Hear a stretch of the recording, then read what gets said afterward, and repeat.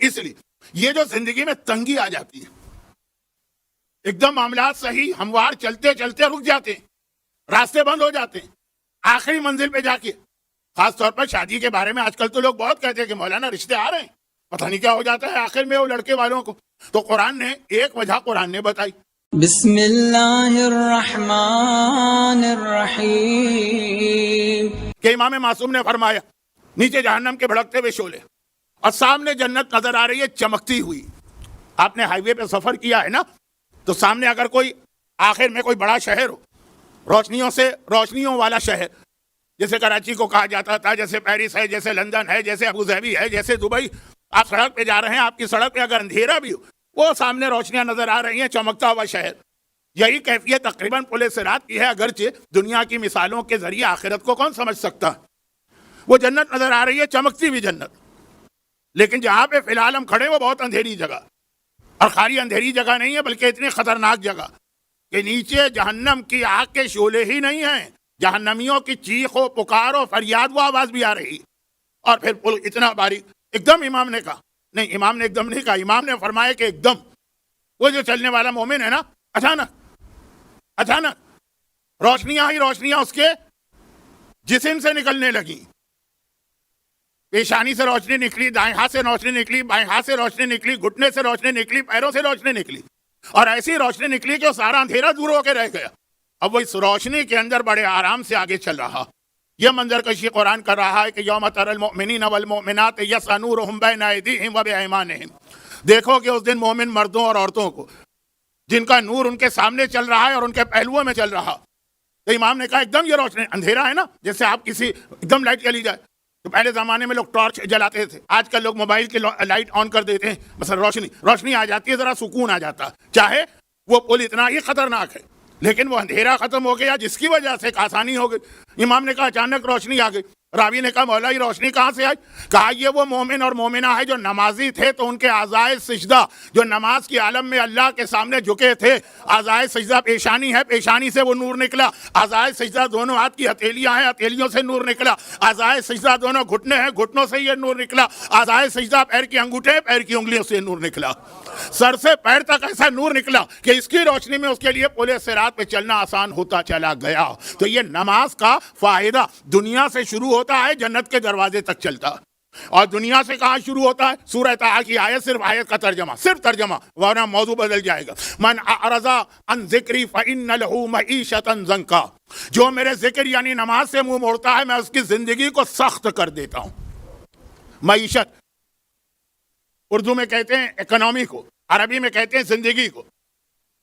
زندگی کو سخت کر دیتا ہوں. یہ قرآن نے کہا نماز چھوڑنے والے کے لیے. کوئی مجھ جیسا قبر کا عذاب بتانے والا نہیں کہہ رہا ہے. قرآن سورہ طٰہٰ کا آخری پیج.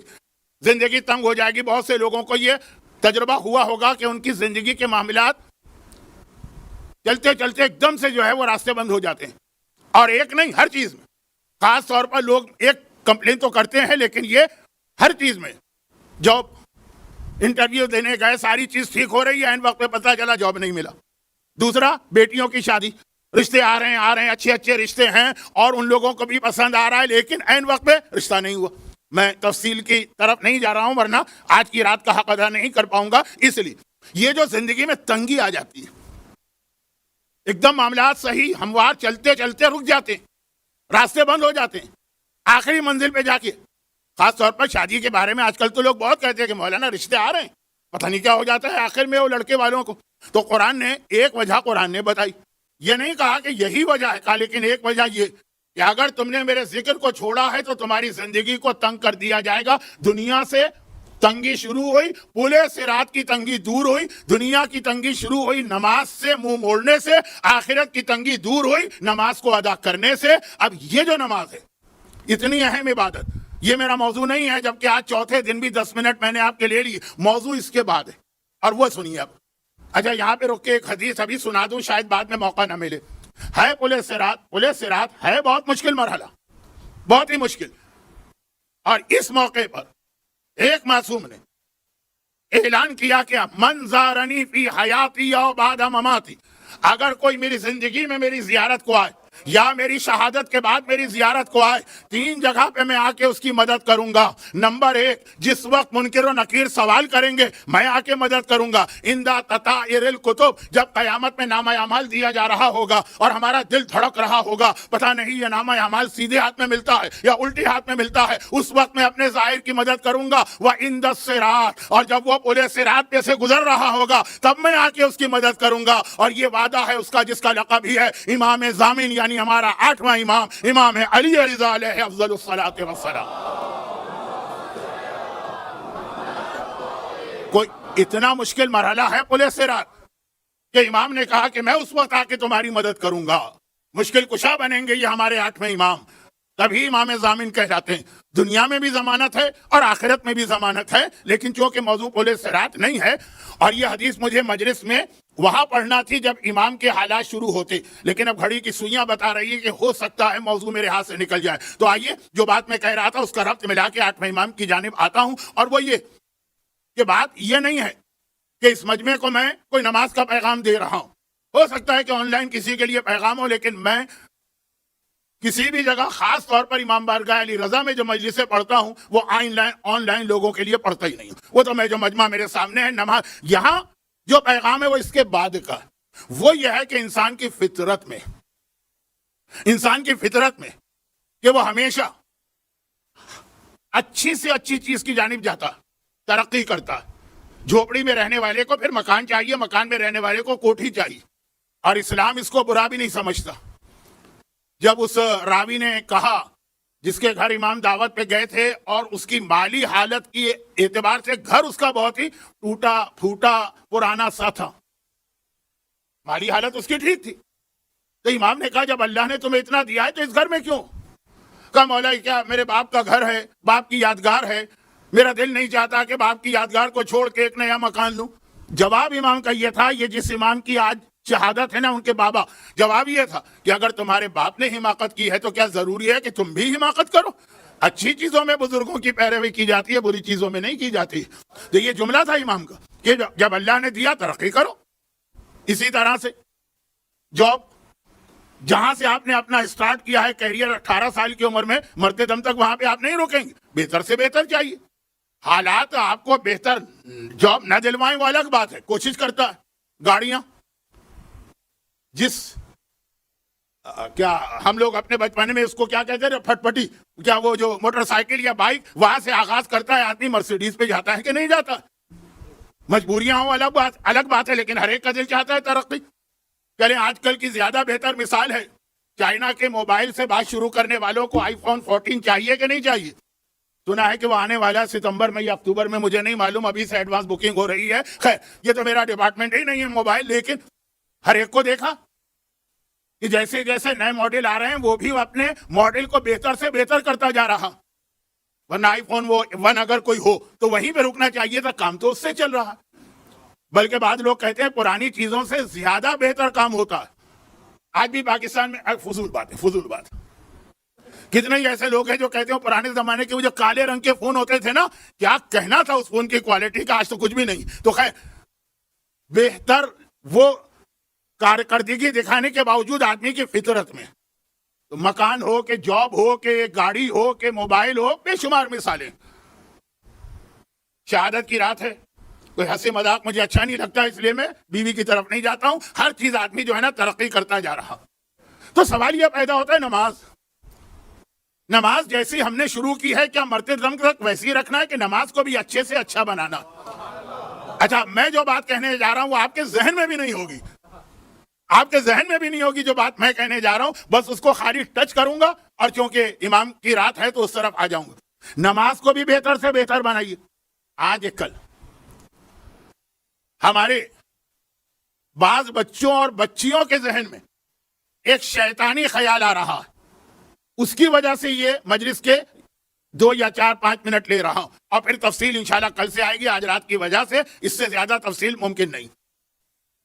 تو وہ کیا چیزیں، نماز کو بہتر سے بہتر بنائیے۔ آئی فون 1 سے 5، 5 سے 8، 8 سے 11، 11 سے 14 تک پہنچا دیا آپ نے۔ نماز بھی ایسی ہو کہ جیسے جیسے آدمی نماز پڑھتا جائے وہ نماز جو ہے وہ بہتر سے بہتر، خوبصورت سے خوبصورت، اللہ کے بارگاہ میں زیادہ سے زیادہ قبول ہو۔ جیسے بلڈنگوں میں آپ نے دیکھا ہوگا, آپ تو کافی عرصے سے یہاں پہ ہے نا, پرانی بلڈنگیں آج سے 15 سال کی اور آج کی لفٹ لگتی. پہلے زمانے کی لفٹ وہ کھڑکھڑ کرتی ہوئی چل رہی ہے, پھنس گئے تو پھنس گئے, آدھے گھنٹے چیخو پکار کیا, کیونکہ میں شارجہ ہی میں پھنس چکا ہوں اس لفٹ میں. زندگی میں ایک ہی بار پھنسا تھا, ویسی شارجہ کے اندر پھنسا تھا. اس اعتبار سے وہ تجربہ اب تک یاد ہے. آدمی کو قبر کا مزہ آ جاتا ہے اگر زیادہ لمبا اس کے اندر وہ پھنس گیا پرانی. اور آج کیسی فاسٹ لفٹیں آتی, 70 منزلہ 80 منزلہ عمارت میں سیکنڈوں میں پہنچا دیتی. یہ ترقی ہے نا. نماز بھی لفٹ ہے. معراج المومن, مومن کو یہاں سے اٹھا کے وہاں لے جا رہی ہے. وہ پرانے زمانے کی کھڑکھڑاتی ہوئی قدم قدم پہ رکتی ہوئی پھنس جانے والی لفٹ چاہیے, یا آج کی فاسٹ لفٹ چاہیے کہ سیکنڈوں میں آپ کو اللہ کے پاس پہنچا دے؟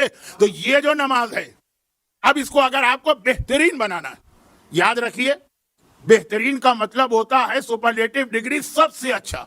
ایک ہوتا ہے بہتر بنانا ہے, اچھا بنانا ہے, کئی چیزیں. ایک ہوتا ہے بہترین, سب سے اچھا. کیسے بنائیں؟ اب ذہن میں خیال آ رہا ہے قرات, اس کو ٹھیک کرو. جتنی واجب قرات ہے وہ تو کرنا ہی کرنا ہے. اگر وہ آپ نے واجب قرات کو نہیں سیکھا تو گویا لفٹ اسٹارٹ ہی نہیں ہوئی ہے, چلی ہی نہیں, اپنی جگہ پہ کھڑی ہوئی ہے. آپ وہاں اندر جا چکے ہیں, سمجھ رہے ہیں شاید لفٹ اوپر جا رہی. جو آج کی جو بہترین لفٹیں ہیں نا, وہ 80 منزل لے جاتی ہیں, پتہ ہی نہیں چلتا لفٹ چلی کہ نہیں چلی. آپ کھچاڑا لفٹ کے اندر بیٹھے ہیں, آپ سمجھ رہے ہیں شاید یہ بھی وہیں اوپر جا رہی ہے, وہ تو وہیں کھڑی ہے. تو اگر نماز کے واجبات غلط ہیں, نماز کی قرات غلط, جو واجب قرات, قاریوں والی قرات تو واجب نہیں ہے نا. عربی پروناؤنسیشن آپ کا ایسا ہو کہ ایک عرب سمجھ لے کہ آپ کیا بول رہے ہیں, یا آغا سیستانی کا فتویٰ, تو وہ تو اس کی بات نہیں کریں. لیکن اب اور کیسے نماز کو بہتر بنائیں؟ ایک اچھی قرات, مستحبات کا اضافہ, قنوت کو لمبا کرنا, رکوع میں بجائے 1 کے 3 مرتبہ ذکر کرنا, اذان بھی دینا, اقامت بھی دینا, لباس وہ پہننا. ویسے تو آدمی ایک معمولی سے لباس میں, بنیان اور لنگی میں بھی نماز پڑھ سکتا ہے, لیکن پراپر لباس پہننا, عورت ہے تو ایک آدھ چوڑی پہن کے نماز پڑھنا کے مستحبات میں شامل ہے یہ چیزیں. اچھی جگہ پہ اب یہ نماز اچھی ہو رہی ہے نا, لیکن سب سے بہتر نماز کون سی ہوتی؟ آپ نے سنا بہت ہے, آپ کا ذہن ادھر اس وقت نہیں جا رہا ہے, کیونکہ آپ سوچ بھی نہیں سکتے کہ مولانا جو ہے ایسے موضوع کو وہاں موڑ کے لے جائیں گے. سب سے بہترین نماز یہ ہوتی ہے, اس کے لیے آپ کو قرات سے بھی زیادہ, لباس سے بھی زیادہ, جگہ سے بھی زیادہ, مستحبات سے بھی زیادہ, قنوت کی دعاؤں سے بھی زیادہ, رکوع و سجدے کی دعاؤں سے بھی زیادہ شادی کرنا ہوتی ہے. دیکھیے کیسا سناٹا مجمع میں چھا گیا کہ لوگوں کی تو سمجھ میں نہیں آ رہا کہ مولانا کیا کہے گئے. وہ کہے گئے جو آپ نے ہمیشہ سنا کہ کنوارے کی 70 رکعت نماز سے شادی شدہ کی 2 رکعت نماز بہتر ہے. یہ حدیث تو ہر ایک نے سنی. یہ 2 رکعت نماز اس 70 رکعت نماز سے بہتر ہو گئی. ایک حدیث. دوسری حدیث, اگر کوئی شخص ساری رات نماز پڑھتا رہے اور سارا دن روزہ رکھے اور اس طرح پورا سال گزار دے, اس نماز کا اس عمل کا ثواب کم ہے اور 2 رکعت نماز کا ثواب زیادہ ہے اگر شادی شدہ آدمی نے پڑھی. تیسری روایت, اگر کوئی ساری زندگی, دوسری روایت میں تھا 1 سال, تیسری میں ساری زندگی پوری رات نماز میں گزارے اور پورا دن روزہ رکھے, پورا سال, پوری زندگی, وہ ثواب کم ہے جو شادی شدہ کی 2 رکعت نماز کا ثواب ہے. اب وہ 2 رکعت نماز اتنی بہترین ہو گئی, کس کی وجہ سے؟ شادی کی وجہ سے. دعائے قنوت کی وجہ سے نہیں, رکوع کو طولانی کرنے کی وجہ سے نہیں, لباس کو بہتر سے بہتر بنانے کی وجہ سے نہیں. اتنی قیمتی ہو گئی اور اتنی بہتر ہو گئی صرف اس لیے کہ شادی کی گئی ہے. اور یہاں پر جو ایک جملہ میں نے کہا اس کو دوہرا کے اپنے موضوع کو فی الحال آج کے لیے روک دیتا ہوں, اور وہ یہ کہ آج بہت سارے بچے اور بچیوں تک کے ذہن میں خیال آ رہا کہ ہمیں ضرورت کیا ہے شادی کی, کیا اس کے بغیر گزارا نہیں ہو سکتا؟ لڑکے تو خیر ویسے ہی جاب واب کرتے ہیں, لڑکیاں نہیں کرتی تھی پہلے. اب آج کل جو لڑکیاں انڈیپینڈنٹ ہو گئی ہیں, جاب بھی کر رہی ہیں, پیسے بھی آ رہے ہیں, ہمیں ضرورت کیا ہے شادی کی؟ کیا ایسے زندگی نہیں گزاری جا سکتی؟ تو آپ تو جھوپڑی میں بھی رہ سکتی ہیں, ضرورت کیا ہے ایک اچھے اپارٹمنٹ کی؟ اور آپ تو مثلاً آج کل کی جدید دنیا کی بات کر رہا ہوں, سائیکل کے اوپر بھی جا سکتی ہیں, گاڑی خریدنے کی ضرورت کیا؟ وہ جو چائنا کے موبائل کراچی میں آتے ہیں, اچھن جاتے ہیں, اس سے بھی گزارا ہو سکتا ہے, تو ضرورت کیا ہے آئی فون کی؟ باقی ہر چیزوں میں یہ لفظ نہیں ہے, اس میں کیوں آتا ہے؟ اچھا, اس کے پیچھے بھی ایک بیک گراؤنڈ ہے جو شوہروں کا رویہ بعض بچیوں نے دوسرے اپنے خاندان میں دیکھا ہو, لیکن موضوع کہیں اور جا رہا ہے. رکیے, یہ یاد رکھیے کہ شادی اتنا اہم اور مقدس عمل ہے کہ یہ نماز باقی تمام چیزوں سے زیادہ شادی کی وجہ سے اس کا ثواب بڑھتا ہے. اور ایک آخری حدیث سن لیجیے اور باقی باتیں کل. اللہ کے رسول فرما رہے ہیں تمہیں پتا ہے کہ اللہ کو اس دنیا کے تمام گھروں میں سب سے اچھا گھر کون سا لگتا ہے؟ اللہ کو اچھا لگنا برا لگنا یہ تو ہماری آپ کی صفت ہے نا، لیکن اللہ کے لیے بھی لفظ آتا ہے نا یحب اللہ، اللہ فلاں چیز سے محبت کرتا۔ سب سے اچھا گھر کون سا لگتا ہے اور سب سے برا گھر کون سا لگتا ہے؟ اب ہم مکان خریدنے جاتے ہیں تو ریئل اسٹیٹ ایجنٹ ہم کو دکھاتا ہے مکان، یہ مکان ہے، یہ اس سے اچھا ہے، یہ اس سے اچھا ہے، اس میں یہ خوبی ہے، اس میں وہ خوبی۔ ہمارا بجٹ اجازت نہیں دے تو الگ بات ہے، ورنہ اچھے سے اچھا نا۔ اب اللہ کو کہا جس گھر میں شادی شدہ جوڑا رہ رہا ہو وہ گھر اللہ کو اس دنیا میں سب سے اچھا لگتا ہے، اور جس گھر کے اندر جھگڑے ہوں اور پھر طلاق تک نوبت پہنچ جائے تب بھی، اور وہاں تک نہ پہنچے صرف لڑائی جھگڑے ہوں، وہ بھی اللہ کو سب سے بدتر گھر لگتا ہے۔